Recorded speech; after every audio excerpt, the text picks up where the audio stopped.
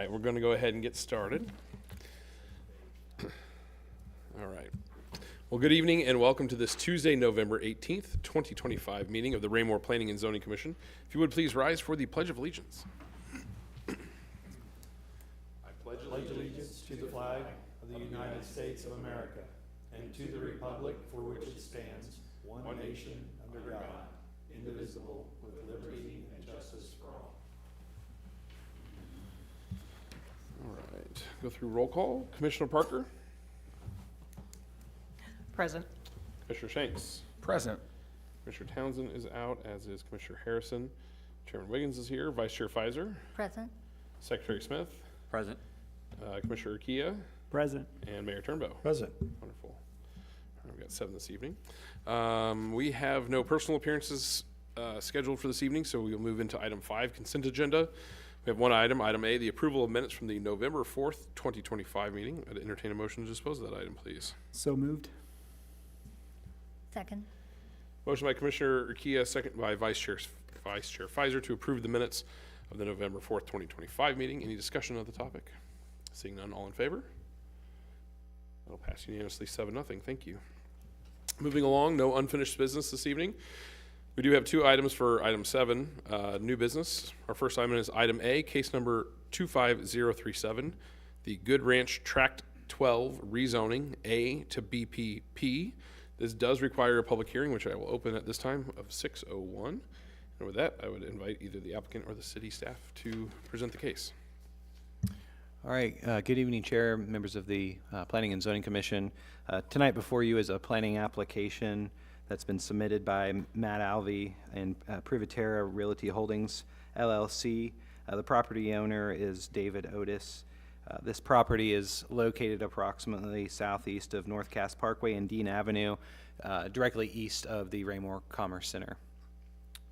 This application is requesting rezoning from the agricultural district to a BP Business Park Planned Overlay District for the purposes of constructing an approximate 330,000 square foot building that is for the office and warehousing wholesaling land uses as defined in the UDC.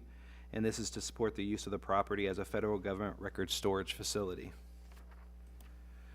The proposed site is approximately 60 acres of a 108 acre parcel of land that is being requested for the rezoning. This property is within the Good Ranch master planned area, and master plan was approved in 1994 by the Board of Aldermen. The Good Ranch land use plan does designate this approximate 60 acres for multifamily housing in the future. So this proposed zoning map amendment is associated with a proposal from the General Services Administration to gather bids from developers and landowners to construct a new facility for their purposes and consolidate existing operations that are located in some neighboring municipalities into one centralized location. Due to the unique nature of this project, the rezoning request for the Business Park Planned Overlay District has been utilized to better accommodate the needs of the federal project by allowing for a more customized development as compared to what our standard business park district would typically allow. Staff has reviewed the proposed improvements that are required with a planned overlay district, and they are listed there in the staff report. We can answer any questions here in a moment if you have any around those. In terms of its alignment with the city's comprehensive plan, the comprehensive plan does show that the 60 acres, approximate 60 acres, was kind of the idea behind it would be that there would be some sort of multifamily residential in this particular area.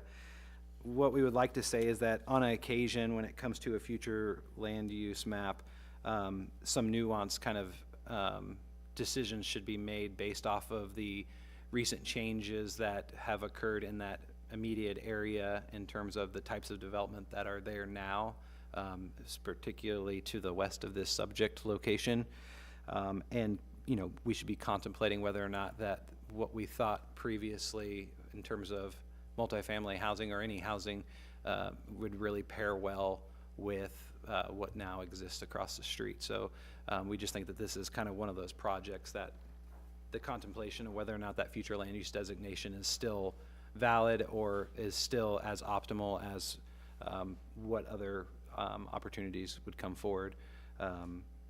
That's something that should be contemplated by planning and zoning and city council. So with that being said, you have the facts of finding in front of you. Staff is recommending that the Planning and Zoning Commission accept the proposed findings of fact as written for this case 25037, the Federal Record Storage Facility zoning map amendment, and for the recommendation of approval onto the City Council with the one condition that's listed in the staff report. And with that, we'd be happy to answer any questions that you have. Thank you, sir. Any members of the commission have any questions for staff or the applicant? Chairman, Please. I have one question for the applicant. Do we know what the lease term is with the federal government on this facility? Yes, sir. It's a 20-year firm term, with an option for the government to extend beyond that, but the initial term is 20 years. Okay, thank you. I had a question, which maybe staff or applicant, either way. Obviously, we're just talking about the zoning. I saw there was obviously a community meeting where it said, you know, residents were in generally in favor of this.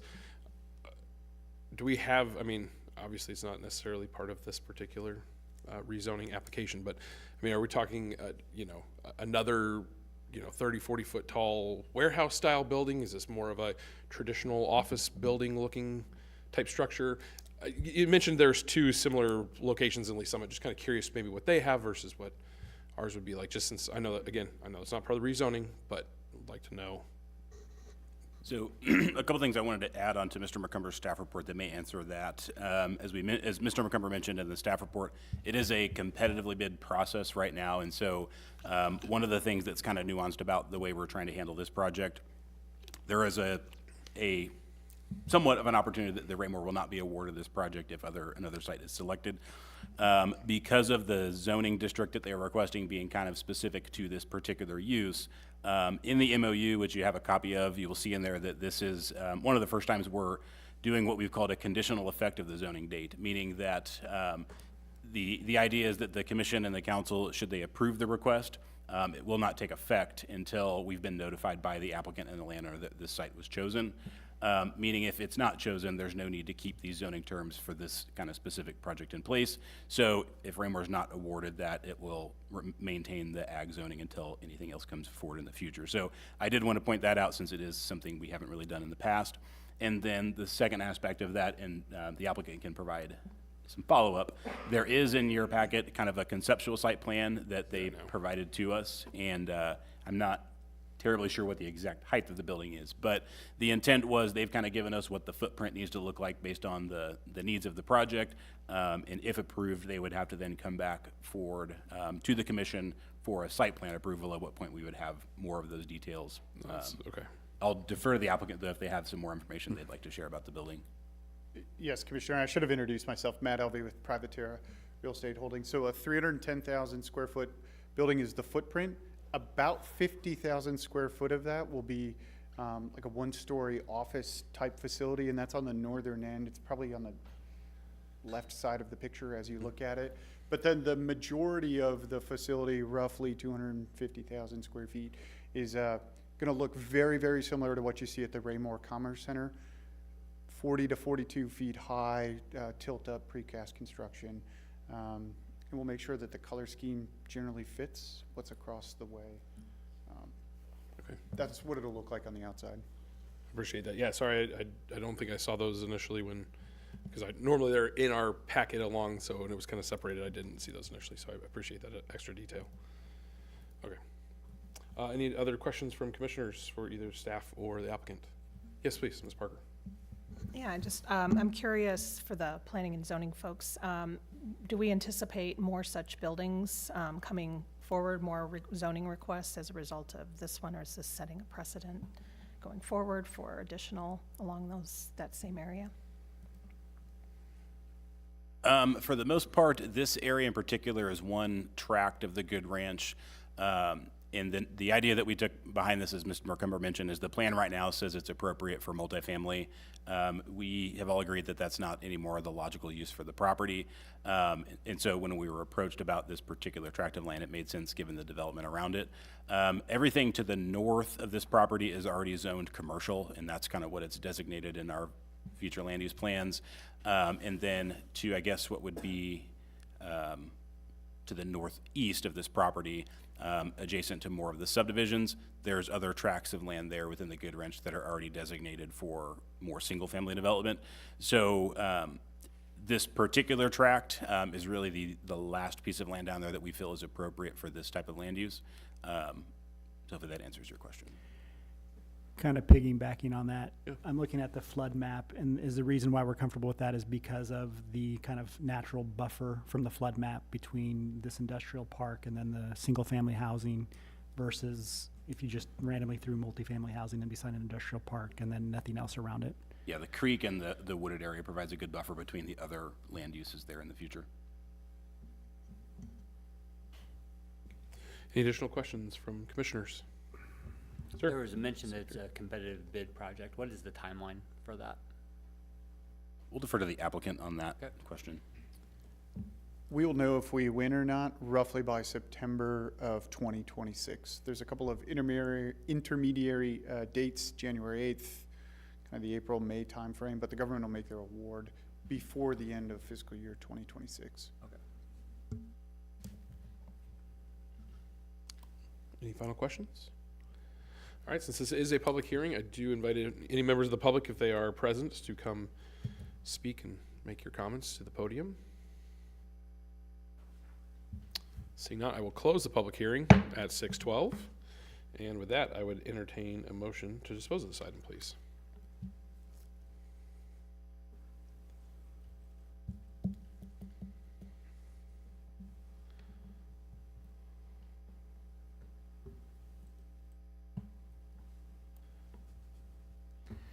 Chairman, Okay, yes, sir. Mr. Urquía.